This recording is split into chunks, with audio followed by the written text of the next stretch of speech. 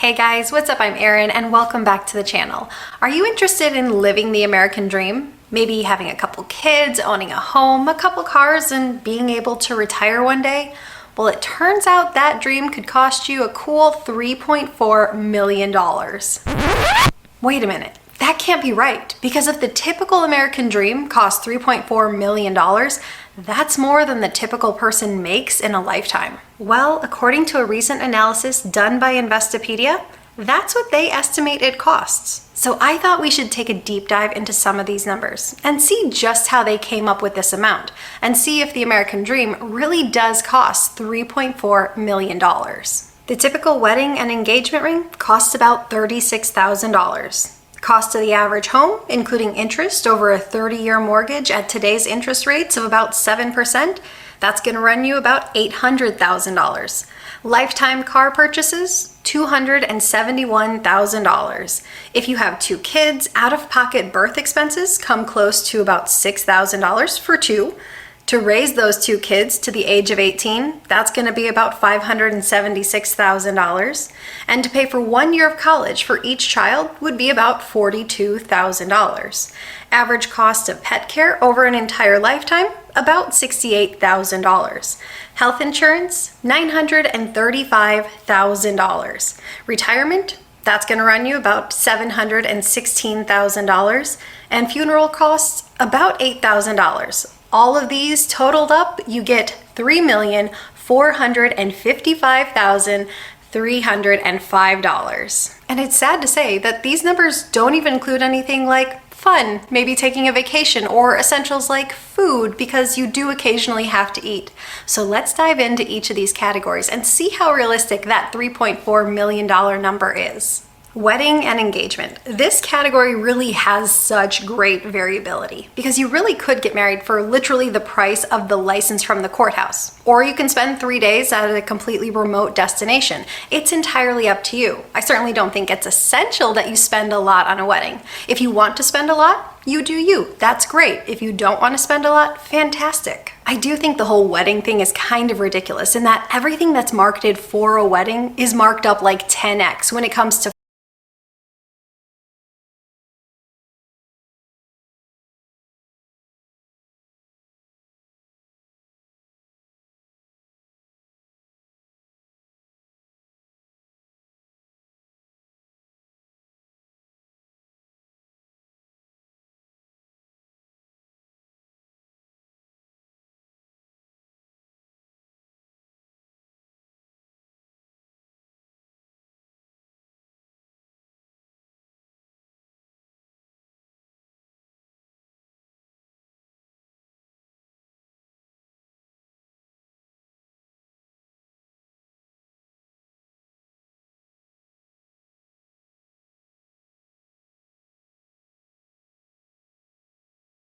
Ever wondered how you can help me make $1 million by the end of 2024 using PayPal? Now that's what I call a $1 million question, and it's not just a rhetorical one. We are living in an era where the impossible is being redefined every day. In this digital age, we are connected in ways we never imagined possible, and this connectedness opens a world of opportunities. Opportunities to make dreams come true, to turn the seemingly absurd into reality. This video is about one such adventure, a venture where we use the power of connection and the simplicity of PayPal to aim for a goal that might seem a little audacious. And that goal, ladies and gentlemen, is to generate $1 million by the end of 2024. Sounds exciting, doesn't it? But how are we going to do this? What's the plan, the strategy, the method? Intrigued? You should be. Buckle up because we're diving right in. First, let's unpack the concept of crowdfunding. Crowdfunding is essentially a collective effort of people who pool their resources to support initiatives started by other people or organizations. It's like a potluck, but instead of bringing dishes to share, people bring cash to fund a common goal. Now, how does crowdfunding work? In essence, it's all about harnessing the power of many. It's not about one person donating $1 million. It's about 1 million people donating $1 each. That's the beauty of it. Each drop contributes to the ocean. The potential of crowdfunding is immense. It has been used to fund everything from innovative startups to personal projects, from scientific research to community development. Some of the most successful crowdfunding campaigns have raised millions of dollars, all from individuals who believed in a cause or a dream. But here's the kicker. In crowdfunding, each individual plays a crucial role. Every single dollar, every single supporter, every single share on social media, they all add up. Each contribution, no matter how small, brings the goal closer to reality. So it's not just about the money. It's about being part of something bigger, about making a difference, about turning dreams into reality. It's about believing in the power of many and the impact that you, yes, you, can have on the world. So you see, your small contribution can make a big difference. Now, why PayPal? What's so special about it? Well, let's dive into that. PayPal, a giant in the world of digital payments, offers an intuitive and user-friendly platform, making it a breeze to navigate for both the tech-savvy and the not-so-tech-savvy among us. But it's not just about the ease of use. Security, a paramount concern in today's digital world, is a cornerstone of PayPal's operations. With robust encryption and Leave the World Behind is an end-of-the-world drama thriller that asks the question, just how bad can Julia Roberts dance? From the creator of Mr. Robot and based on the novel of the same name, this movie has everything from tanker crashes, teeth falling out, and the latest Taylor Swift album. So in this video, I want to take a deep dive into some of the biggest mysteries to get to the bottom of what's going on.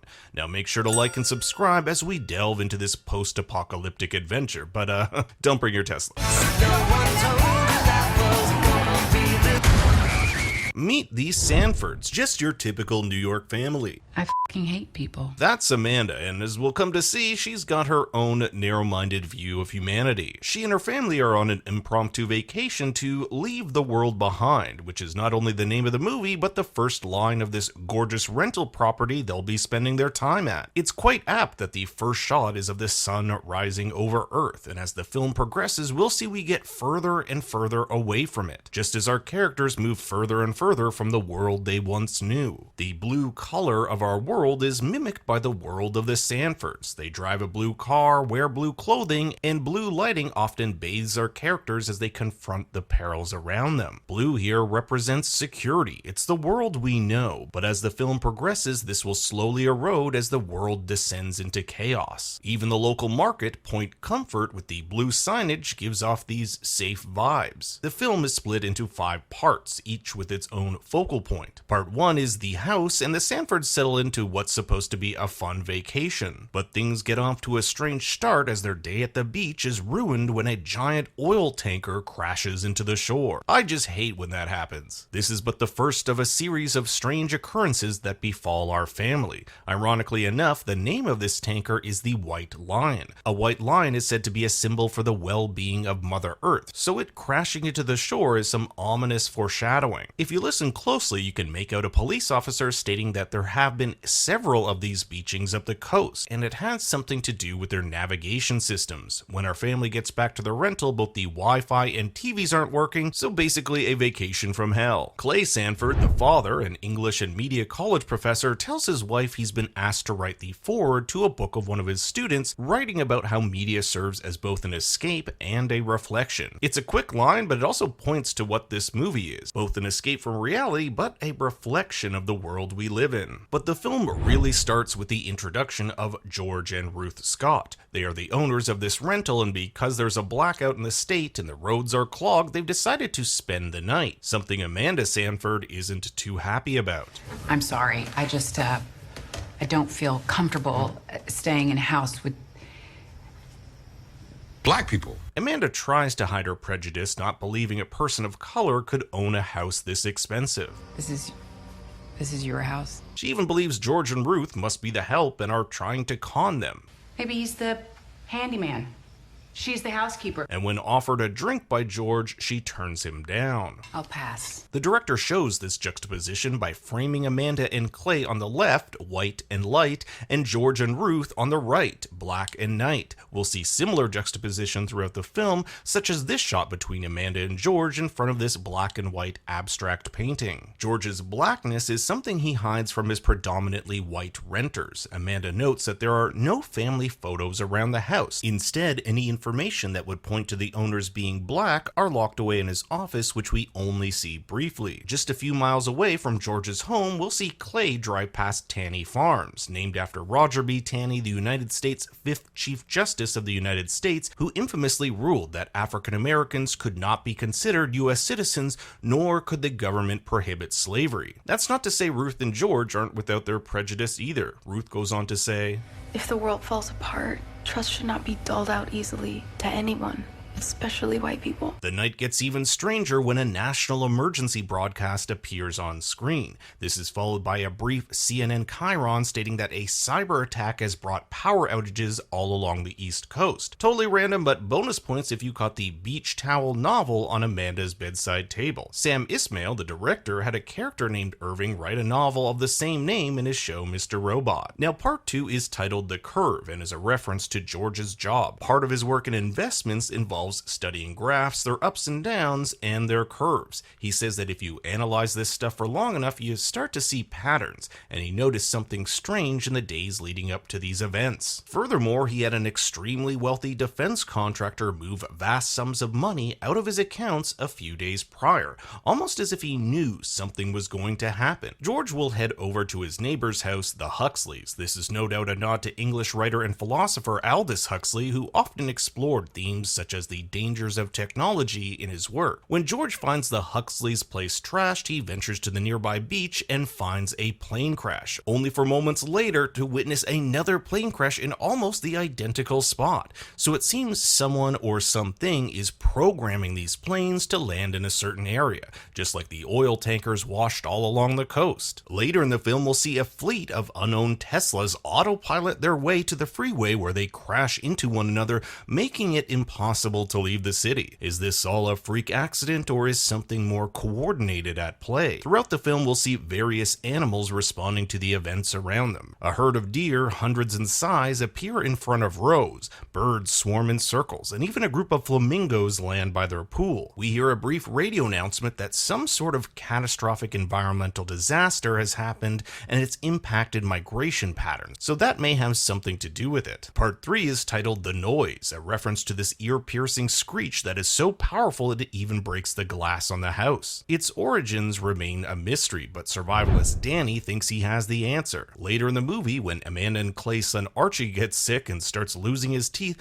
George remembers that his contractor friend Danny was a survivalist and may have some medication. Danny states that this noise was likely a microwave attack, similar to what happened to US diplomats in Cuba in 2016. It's possible that an enemy has harnessed this power and used it against the American people. Archie was also bitten by an insect, so we're never quite sure if his teeth falling out was the result of the noise or this bite. When Clay goes rushing into town hoping to find any information he can on what's going on, he encounters a drone dropping off hundreds of these red flyers in what appears to be Arabic. I had it translated, and it roughly states, quote, "We ask you pay immediate attention to what we say in this publication. We have the most dangerous and destructive explosives in history, and we leave this horrific fact for you to contemplate and stress the validity of what is said. I'm using this on your land, and steps must be taken to stop the resistance built for peaceful surrender of your land." Danny says his friend in San Francisco experienced the same thing, but the flyers there were in Korean or Mandarin. But if you're invading an English-speaking country, why rain down flyers that no one can even read? This leads into George's theory of what's going on. When he was talking to his defense contractor friend, he said there was one 3-step maneuver to overthrow a government that scared him more than anything. This starts with stage 1,